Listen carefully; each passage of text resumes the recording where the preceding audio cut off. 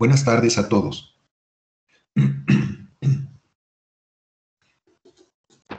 Buenas tardes, doctor. Buenas tardes, doctor. Buenas tardes. Bueno, vamos a iniciar la clase de hoy. Estamos dando información acerca del tema de fármacos que actúan sobre la sangre, medicamentos que actúan sobre la sangre. Ya vimos 3 de ellos: el hierro, la vitamina B12, el ácido fólico. Ahora hablaremos de un grupo de medicamentos que se conocen con el nombre de coagulantes.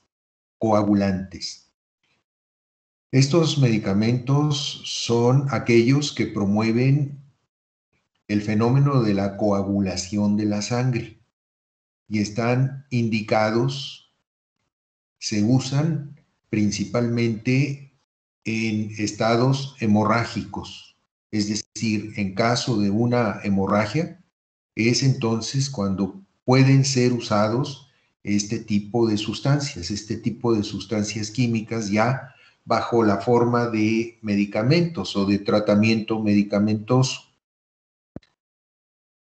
Hay que entender que normalmente en una persona sana tenemos mecanismos de protección para evitar la pérdida exagerada de sangre a través de una hemorragia. Si nos referimos o recordamos nuestras clases de fisiología en el semestre pasado, mencionaremos que dentro de estos mecanismos que normalmente se presentan en una persona sana, estos se conocen con el nombre de 1, hemostasia, 2, coagulación sanguínea. Acuérdate que mencionábamos que los mecanismos hemostáticos, que viene de la palabra hemos, sangre, status, algo estático es algo que no se mueve, ¿sí?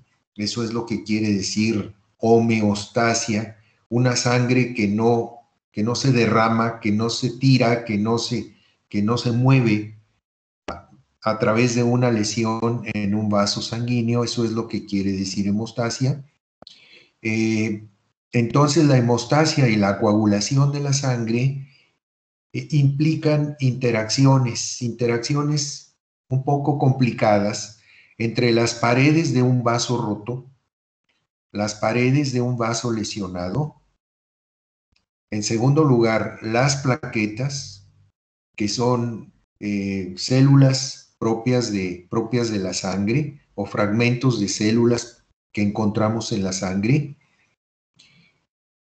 Y por último, los factores de la coagulación, que tenemos mecanismos hemostáticos muy directos y rápidamente establecidos. Por ejemplo, cuando se nos rompe un vasito sanguíneo y empieza este vasito a sangrar, muy frecuentemente sus paredes de músculo liso, acuérdate que los vasos sanguíneos tienen paredes de músculo liso, el músculo liso de sus paredes se contrae. Todo para provocar que la lesión no sea tan extensa, que se acorte, que se haga más cortita, para con esto entonces reducir la cantidad de sangre que se está perdiendo. Entonces, si tienes un chorrito de sangre, ¿verdad?, a través de la pared lesionada de un vaso sanguíneo, así es como generalmente actúan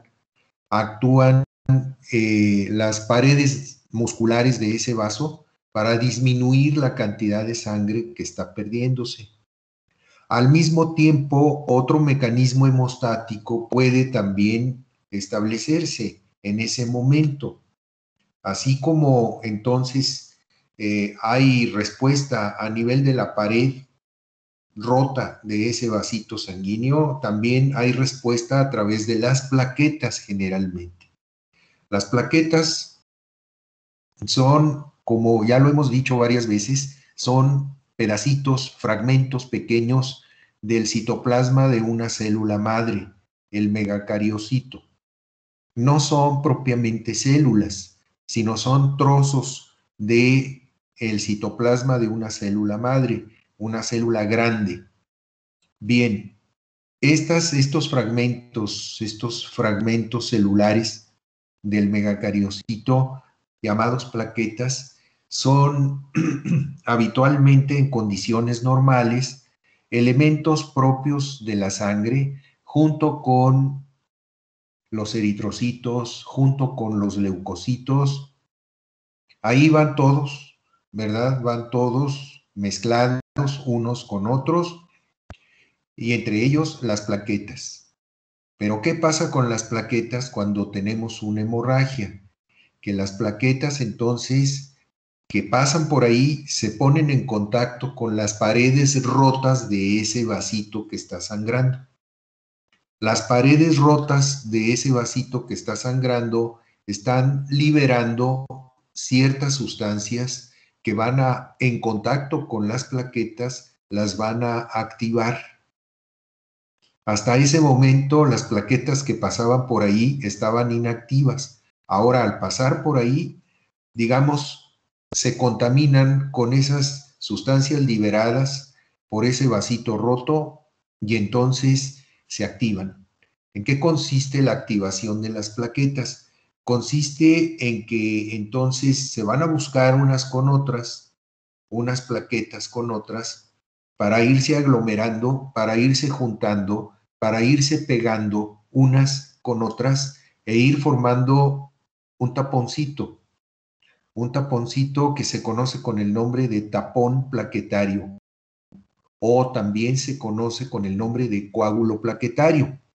No solamente las plaquetas se unen entre sí, se pegan entre sí, sino que también muchas plaquetas van a quedar pegadas también alrededor del lugar en donde está sangrando el vasito, alrededor de la herida propiamente o de la lesión de ese vaso roto. Ahí también se van disponiendo plaquetas para que a fin de cuentas, junto con las que se pegan unas con otras, formar una especie de parche, una especie de tapón, para que la sangre ya no siga fluyendo por ahí, ya no siga derramándose por ahí, y de este modo entonces contribuir a tapar, digámoslo así, la fuga de sangre a través de ese vaso roto. Estas son reacciones hemostáticas que comúnmente vemos en cualquiera de nosotros en condiciones de salud para contener un estado hemorrágico. Ahora, si la lesión es amplia y se está perdiendo también a través de ella cantidades importantes de sangre, es necesario entonces que se eche a andar otro mecanismo, otra función importante que tenemos nosotros a través de nuestra sangre, que es la formación de un coágulo sanguíneo, la formación de un coágulo propio de la sangre. Este ya es el último, digámoslo así, la última alternativa que tenemos normalmente en nuestros tejidos para contener la pérdida de sangre en un vaso roto. ¿En qué consiste la coagulación sanguínea? Consiste también en formar un coágulo, formar un tapón en donde se van a encontrar, sí, algunas plaquetas, pero no son determinantes las plaquetas en el coágulo sanguíneo. Aquí más bien son determinantes la presencia de muchos factores químicos que intervienen para formar el coágulo sanguíneo. Estos factores químicos que intervienen para formar un coágulo sanguíneo, se conocen con el nombre de factores de la coagulación. Estos factores de la coagulación son generalmente, o son siempre, más bien dicho, proteínas inactivas que en condiciones de de inactividad se conocen en términos generales y en términos generales dentro de ellas como simógeno.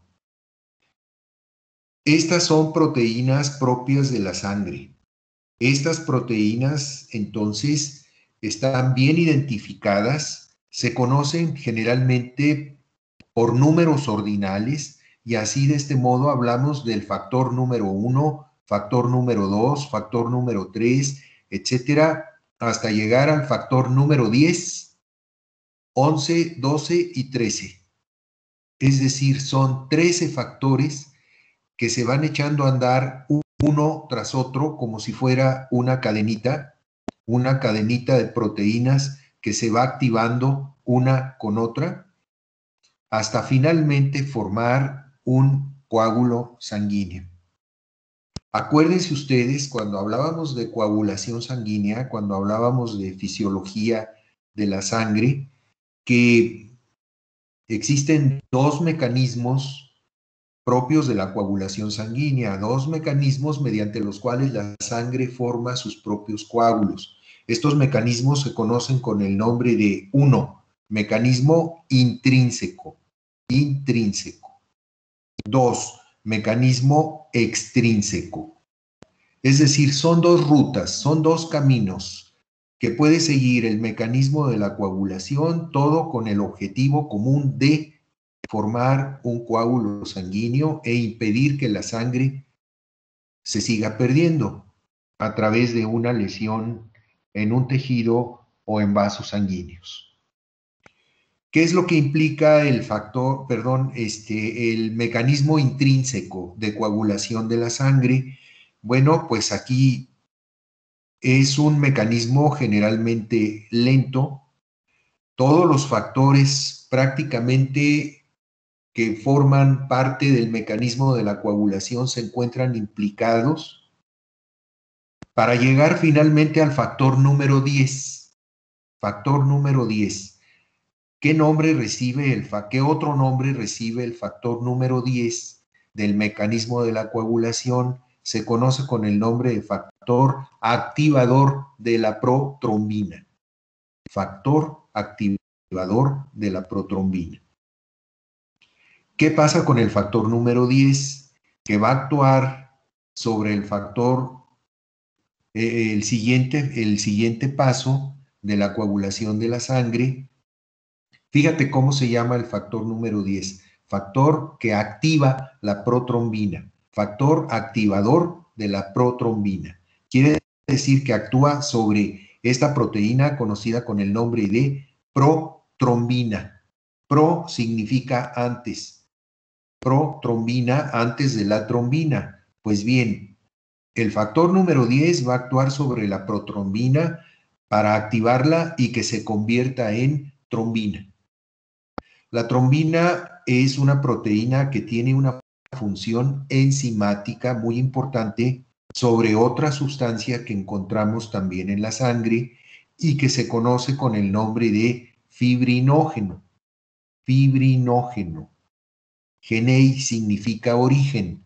Fibrinógeno, una sustancia que origina o produce fibras. Eso es lo que quiere decir fibrinógeno. Pues bien, la trombina va a actuar sobre el fibrinógeno para activarlo.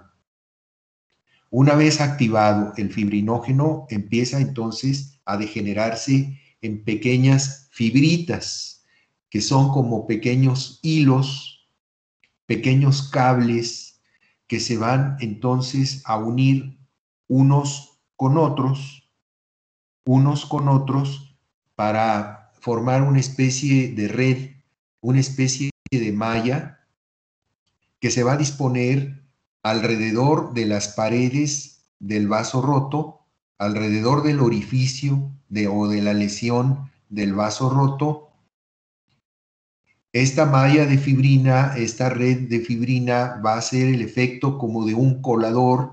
Por ahí va a seguir saliendo sangre, pero cada vez en menor cantidad, porque a través de esta red se van a ir atorando eritrocitos, glóbulos rojos, se van a ir atorando plaquetas, se van a ir atorando las otras células de la sangre que ya no van a poder seguir tirándose a través de la lesión del vaso roto. Total que la malla de fibrina, la red de fibrina, va a ser la base de la formación de un pegosteadero de células de la sangre que finalmente es lo que va a formar un coágulo sanguíneo, un tapón que es el que va finalmente a ocluir, a tapar completamente la fuga de sangre. Y con esto entonces termina la hemorragia, ¿verdad? Entonces, tenemos, como les decía, dos caminos, dos rutas a seguir para la formación del coágulo. Se habla de una ruta intrínseca, de una ruta extrínseca. En realidad, la ruta intrínseca es la más lenta. De cualquier manera, siempre se llega a través de ella a activar el factor 10, es decir, el factor activador de la protrombina para formar el coágulo.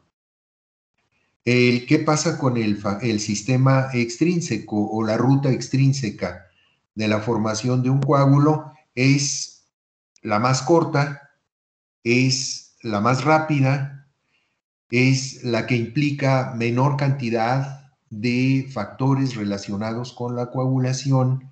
Pronto entonces llegamos al factor activador de la protrombina y de ahí entonces a la trombina, al fibrinógeno, a la fibrina y por último entonces a la formación del coágulo. Es decir, los dos mecanismos, el mecanismo intrínseco y el mecanismo extrínseco, tienen como objetivo final activar a la protrombina para que forme trombina y que la trombina active al fibrinógeno para que se convierta en fibrina. Y de ahí entonces formar una especie de red de fibrina para que va a ser propiamente la base de, funcional de un coágulo sanguíneo. Como decía, la mayor parte de los factores del mecanismo de la coagulación son proteínas. Estas proteínas normalmente se encuentran en el plasma de tu sangre. En este momento están circulando esas proteínas en tu sangre, en el plasma de tu sangre, bajo una forma inactiva. Ahora, si tenemos una hemorragia, es muy probable que esos factores formados por esas proteínas en tu plasma se activen, empiecen a estimularse, empiecen a activarse y de este modo empiecen a echar a andar el mecanismo de la coagulación. Pero ojo, al mismo tiempo que tenemos un mecanismo de protección para evitar que a través de una hemorragia se pierda una cantidad importante de sangre, también tenemos otras sustancias en nuestro organismo, en nuestra misma sangre, que son aquellas que tienen un efecto contrario. Un efecto contrario, evitar propiamente que la sangre se coagule dentro de los vasos sanguíneos. Esto puede ser peligroso, esto podría ser peligroso.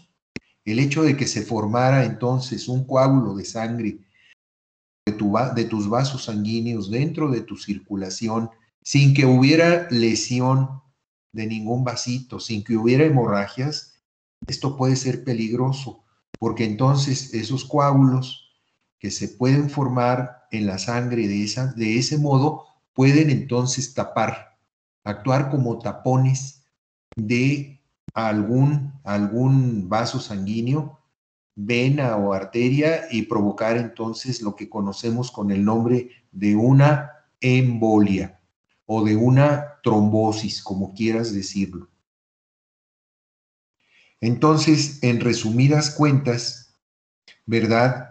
Tenemos un sistema de coagulación, tenemos un mecanismo de coagulación que se echa a andar sobre todo en condiciones de urgencia. ¿Cuándo? En condiciones de hemorragias.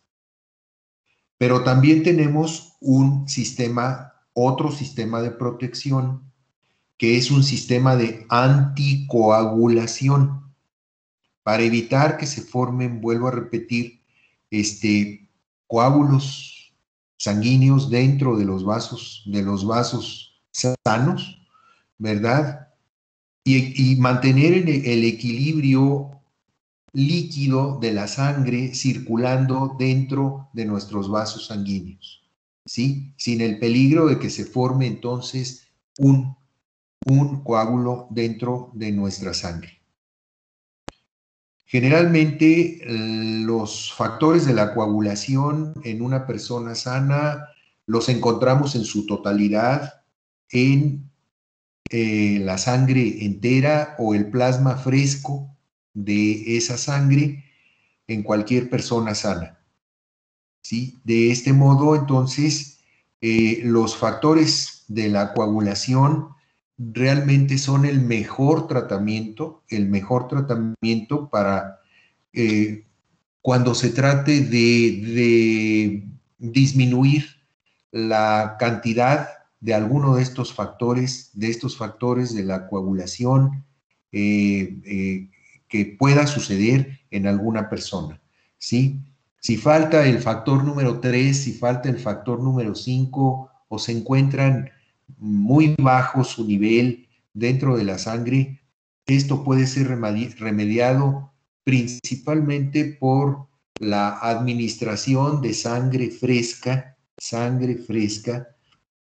digamos, recién donada, para sustituir, para entonces elevar los niveles de todos los factores que están implicados dentro de la coagulación, entonces a niveles normales. Esta es la mejor manera de hacerlo, en lugar de buscar esas sustancias en las farmacias.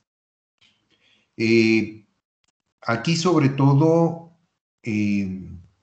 los fármacos para restablecer la hemostasia son en primer lugar la vitamina K, ¿sí? Es decir, para evitar en forma racional una pérdida de sangre por una hemorragia, la vitamina K, en sus diferentes formas químicas. Podemos encontrar también fibrinógeno humano. Fibrinógeno humano es el que se va a convertir en fibrina, ¿verdad? Que va a ser la base de la formación de un coágulo. El fibrinógeno humano lo podemos conseguir, vuelvo a repetir, en una sangre recién donada en un banco de sangre para beneficiar a aquella persona. Y tenemos también algunos otros factores relacionados con la coagulación que también se pueden conseguir a través de este medio. Vamos a recordar muy rápidamente lo relacionado con vitamina K. ¿Por qué digo que vamos a recordarlo? Porque ya lo habíamos visto cuando hablábamos de vitaminas. Mencionamos en ese entonces que la vitamina K la podemos encontrar ciertamente en algunos alimentos, sobre todo alimentos de origen vegetal. Es un principio que encontramos, es un nutriente liposoluble que es muy importante, es indispensable para la síntesis, es decir, para que se produzcan los factores propios de la coagulación, principalmente a nivel de hígado. Este es el papel importante que tiene la vitamina K en nuestro organismo. Las cantidades que necesitamos de vitamina K en forma rutinaria, en forma diaria, no se conocen con certeza, porque nuestro organismo dispone de cantidades variables de vitamina K que nosotros mismos producimos. Fíjate que nosotros producimos nuestra misma vitamina K a través de algunas bacterias que encontramos en nuestro intestino grueso. Acuérdate que en nuestro intestino encontramos una cantidad importante de bacterias que en conjunto conocemos con el nombre de flora bacteriana intestinal. Son bacterias muy importantes que nos ayudan nos ayudan mucho para digerir los alimentos, por eso las encontramos en el intestino.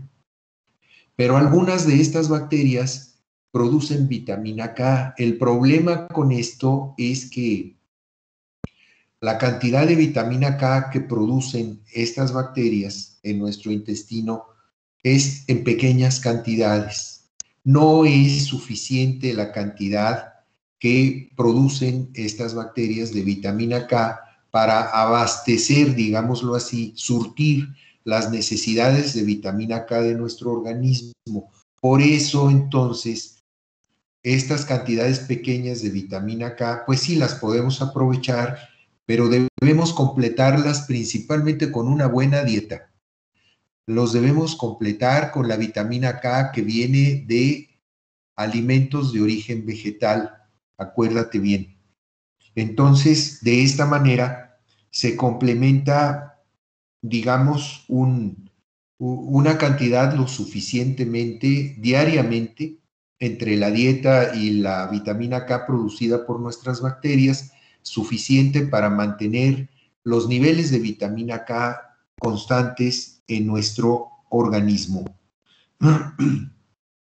De cualquier manera, aproximadamente se calcula que un aporte, digamos, pequeño, de cantidades pequeñas, 3 a 10 microgramos diarios de vitamina K, pudiera ser lo necesario para que un adulto como tú, ¿verdad? Sobre todo tú como tú, un adulto joven y sano, ¿verdad? Pueda llenar los requerimientos necesarios de vitamina K diariamente.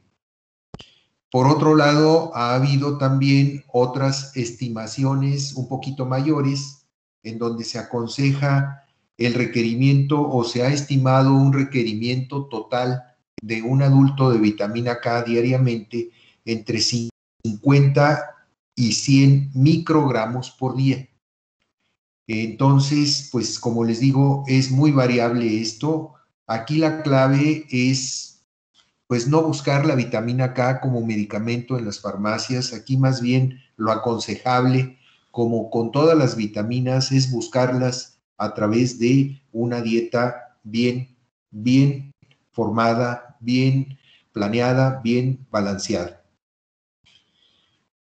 ¿Cómo actúa la vitamina K entonces favoreciendo la función de la coagulación sanguínea?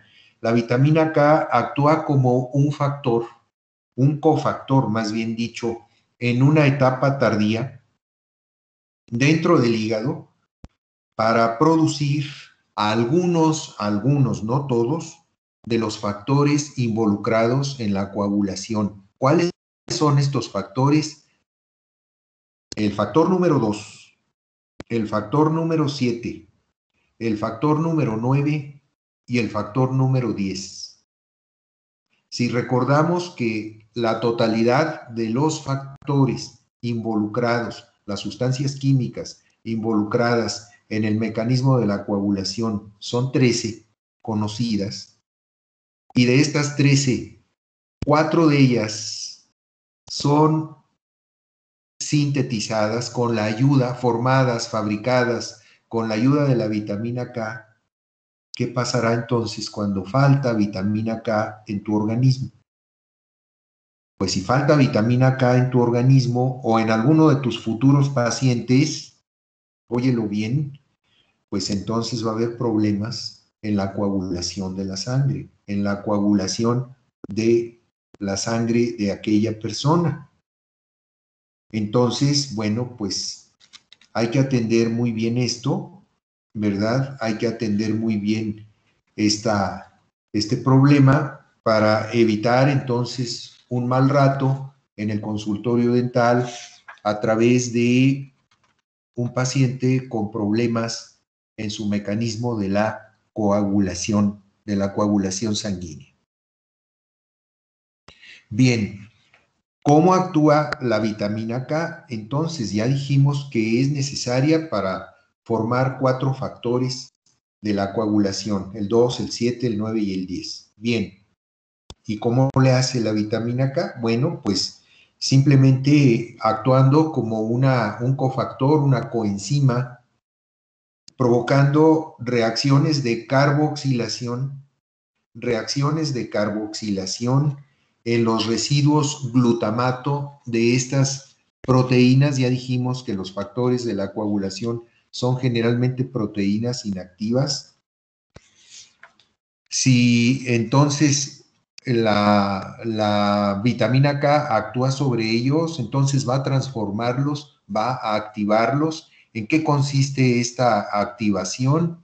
En que estas sustancias químicas van a tener entonces la oportunidad de atraer cantidades importantes de calcio alrededor de ellas para, ya activadas, formar parte también del mecanismo de la coagulación. Ya hemos dicho varias veces que el calcio es también un elemento importante en este mecanismo de la coagulación. Pues entonces ya ven ustedes cómo llega el calcio al mecanismo de la coagulación a través del efecto de la vitamina K sobre estos factores 2, 7, 9 y 10 de la coagulación. Bien, ¿qué pasa con la vitamina K que llega a nosotros a través de los alimentos? Bueno, que se absorbe generalmente a través del intestino, como es generalmente la vitamina K de tipo liposoluble, una sustancia liposoluble, es decir, soluble en grasas. Generalmente la vitamina K que se absorbe a través de las paredes del intestino pasa a los vasos linfáticos, no a los vasos sanguíneos, sino a los vasos linfáticos, que es a donde pasa generalmente los alimentos de carácter grasoso que consumimos en nuestra dieta. Entonces, así la vitamina K pasa a la circulación linfática y por esta vía de transporte llega entonces al hígado. En el hígado, entonces, la vitamina K junto con la bilis, que es producida también por el hígado, va entonces a tomar parte en la formación de estos factores de la coagulación, en la síntesis de estos factores de la coagulación. La vitamina K realmente no se concentra, no se almacena dentro del hígado, y si lo hace es en pequeñísimas cantidades, porque constantemente está circulando principalmente a través de la sangre. Y por otro lado, finalmente el hígado la va a degradar, ya cuando, digamos, la vitamina K se encuentra muy desgastada, ya entonces el hígado definitivamente la degrada, la degenera, la pasa a los riñones para que aparezca entonces en forma de restos de vitamina K en la orina de cualquier persona. Esto es entonces lo que pasa con la vitamina K dentro de nuestro organismo. Bien, entonces, ¿qué pasa cuando falta la vitamina K en el organismo de una persona? Bueno, pues generalmente la respuesta es principalmente la presencia a veces de hemorragias, la presencia de enfermedades hemorrágicas. ¿Por qué puede haber carencia de vitamina K en el organismo de una persona? Principalmente vemos falta de vitamina K en personas con enfermedades del hígado. Acuérdate que el hígado es la estrella propiamente de muchas funciones metabólicas. Y para esto, entonces, el hígado, las funciones que desempeña el hígado dentro o a través de la vitamina K son fundamentales. Si se enferma entonces el hígado, vamos a tener entonces problemas de coagulación sanguínea. ¿Por qué? Porque va a haber vitamina K, sí, va a haber vitamina K, sobre todo a través de los alimentos, pero la vitamina K no va a poder ser utilizada adecuadamente cuando el hígado esté enfermo. Entonces, se dice que una de las primeras manifestaciones hemorrágicas en una persona por falta de vitamina K se puede ver a través de la orina. Normalmente, cuando expulsamos la orina de nuestro organismo, nos damos cuenta, más o menos, ¿verdad?, de la coloración que generalmente tiene. Sí, la orina que expulsas, ¿verdad?, tiene cierta coloración amarillenta, característica de la orina. Pero si encuentras entonces una orina de color rojizo, cuidado, porque esta puede ser una primera manifestación de una hemorragia de pequeñas cantidades de sangre, pérdidas de pequeñas cantidades de sangre que puede tener lugar en los riñones o en algún otro lugar cercano. Esta puede ser la primera manifestación de la falta de vitamina K en una persona. Estas hemorragias de poca intensidad que provocan la pérdida de pequeñas cantidades de sangre, no son hemorragias intensas ni mucho menos, pueden también presentarse en el tubo digestivo, pueden presentarse también en la piel, pueden presentarse en la mucosa nasal también. Estas pérdidas pequeñas de sangre en algunos otros lugares de nuestro organismo, todo como consecuencia de carencia o disminución de niveles normales de vitamina K. Bien, pues esto es entonces lo relacionado con la deficiencia de vitamina K. Ahora, la vitamina K ya propiamente como medicamento, ¿sí? ¿Para qué se utiliza? ¿Para qué es útil? ¿Para qué está indicada la vitamina K en una persona? Pues la única indicación que tiene la vitamina K en el organismo de una persona es para prevenir, para prevenir o bien para tratar, darle tratamiento a una enfermedad, a un problema hemorrágico en el organismo de una persona. Es la única indicación que tiene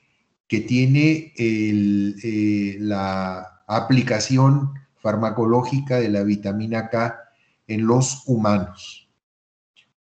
En algunas ocasiones, no solamente hay que tener en cuenta la falta de vitamina K en una persona que está sangrando, sino también la falta ya de algunos factores de la coagulación que han dejado de ser fabricados, sintetizados por el hígado por falta de vitamina K.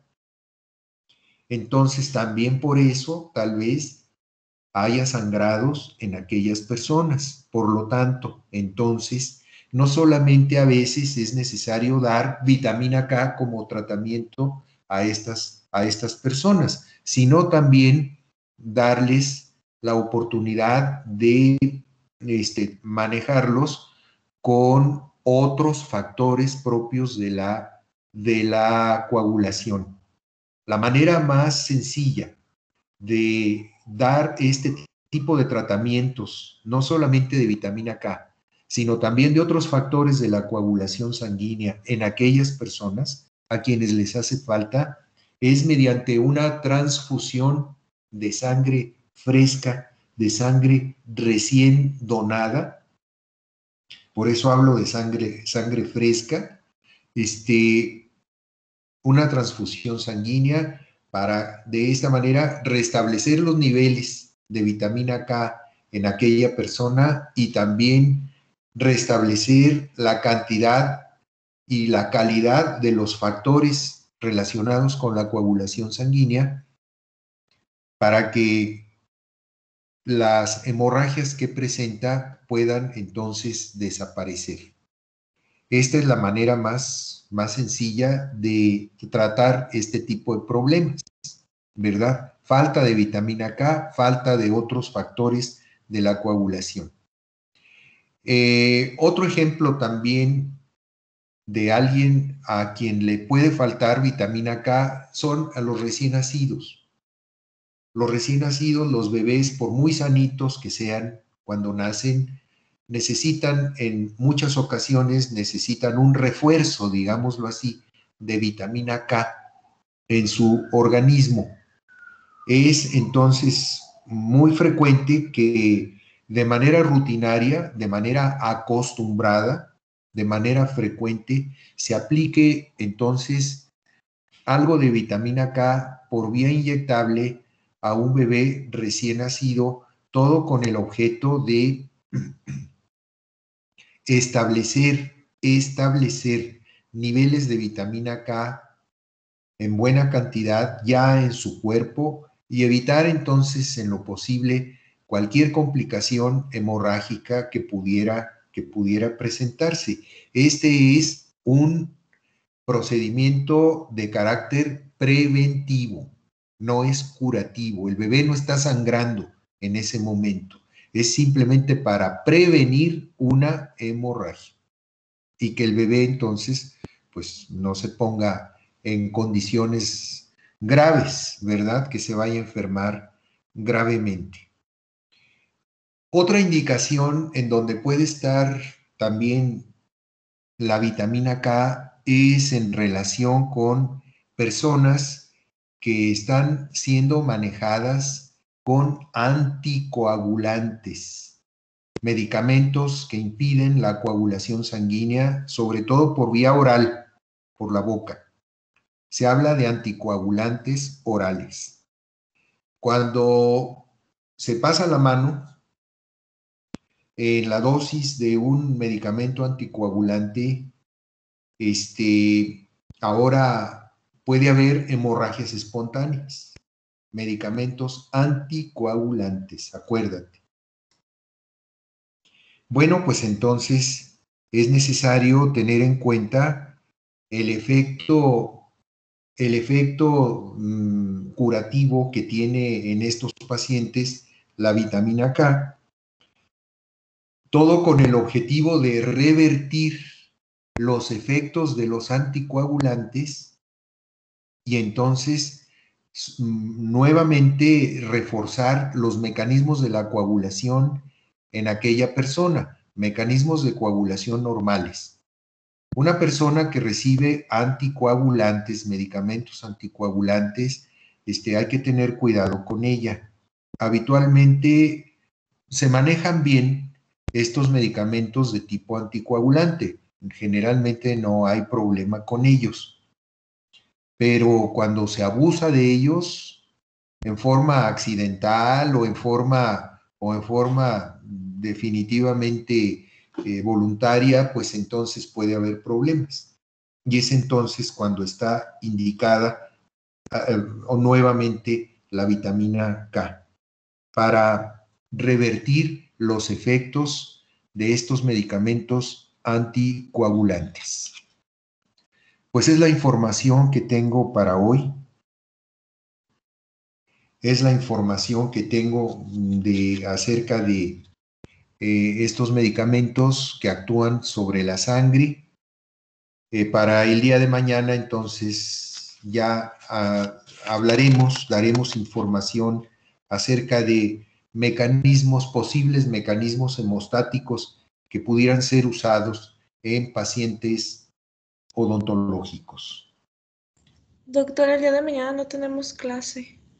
Ah, sí, tienes razón, tienes razón.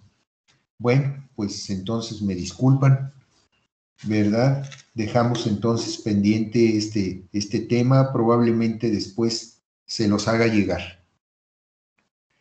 Sí, está muy Bueno, bien, doctor. Muchas gracias. pues entonces, pues es la despedida, ¿verdad? Entonces, por lo pronto, porque ya la semana que entra estaremos en exámenes y ya después, pues ya probablemente ya no nos volvamos a ver si seguimos encerrados, sobre todo por la cuestión de la enfermedad. Bueno, de cualquier manera, nos volveremos a estar presentes en la próxima semana, en el día de nuestra evaluación, recordar entonces la fecha, recordar el horario de nuestra evaluación. En este momento no lo tengo a la mano. Creo que es el martes de la semana entrante, si mal no recuerdo. La hora exacta no sé, creo que es a las 10 de la mañana, algo así por el estilo. Sí, pues probablemente ustedes ya lo tengan. Entonces, por favor, muy puntuales, como siempre, muy puntuales y sobre todo, bien preparados para esa evaluación que es la final propiamente del curso de farmacología. Les agradezco mucho su atención, su presencia y que tengan mucho éxito, no solamente en mi clase, sino también en las clases que también están recibiendo para que finalmente lleguen a ser odontólogos de éxito. Muchas gracias por todo. Muchas gracias, doctor. Muchas Muchas gracias. gracias. Que esté muy bien. Muchas gracias. Gracias, doctor. Por nada. Cuídese. Ya, doctor, Muchas muchísimas Por gracias, nada, doctor. por Que nada. tenga buen día. También ustedes, Adiós, doctor. Gracias. déjenme pasarles lista, ¿eh? Permítanme. Aranda, Sí, doctor. Presente, doctor. Buenas tardes. Arenas, buenas tardes. Arenas, Presente, presente, buenas tardes. Barajas, Presente, doctor. Buenas tardes. buenas tardes. Cabrera, Buenas tardes, presente. buenas tardes. Canales,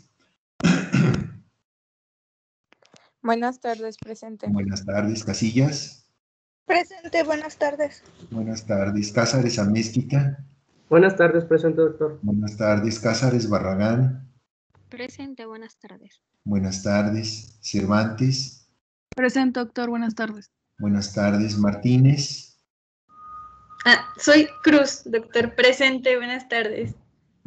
sí, perdón. Cervantes, no, Cervantes Martínez, me quedé yo ahí. Cruz, entonces, ahí está. Del Villar, Delgadillo, Presente, doctor. Buenas tardes. buenas tardes. Frausto, Presente, buenas tardes. buenas tardes. García de la Torre, Presente, doctor. Buenas tardes. buenas tardes. García Romero, Presente, doctor, buenas tardes. buenas tardes. Hernández, presente, buenas tardes, doctor. buenas tardes. Huerta, Presente, buenas tardes, doctor. buenas tardes. Infante, Lara Marta, Presente, doctor. Lara Ríos, Presente, doctor. Lee, Presente, doctor. Londoño, López, Presente, doctor. Buenas tardes. buenas tardes. Marín, Presente, doctor. Buenas tardes. buenas tardes. Marún, Presente. Mesa, Buenas tardes, presente. buenas tardes. Mireles, Presente.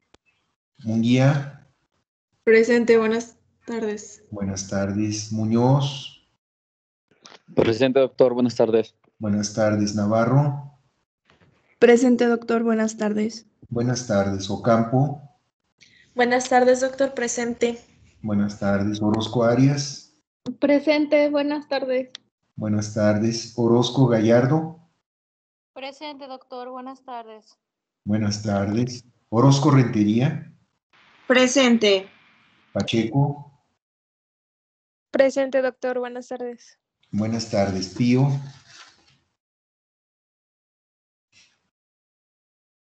Preciado, Presente, doctor. Buenas tardes. buenas tardes. Ramírez, Presente, doctor, buenas tardes. buenas tardes. Reyes, Presente, doctor. Rodríguez, Romero, Presente, doctor. Buenas tardes. buenas tardes. Romo, Presente, doctor. Buenas tardes. buenas tardes. Ruiz, Buenas tardes, doctor. Presente. Buenas tardes. Salcedo. Presente, doctor. Sánchez Casillas. Presente, doctor. Buenas tardes. Buenas tardes. Sánchez Gutiérrez. Sánchez Cendejas. Buenas tardes, doc. Presente. Buenas tardes. Santana. Presente, doctor. Buenas tardes. Buenas tardes. Tapia. Presente, doctor. Buenas tardes. Buenas tardes. Valdés. Buenas tardes, doctor. Presente. Buenas tardes. Villalpando. Buenas tardes, doctor. Presente. Buenas tardes. Bueno, que estén muy bien y ya nos volveremos a ver. Un abrazo a todos. Gracias, doctor. Gracias, doctor. Igualmente. Gracias, doctor. Muchas gracias. Cuídese mucho. También ustedes.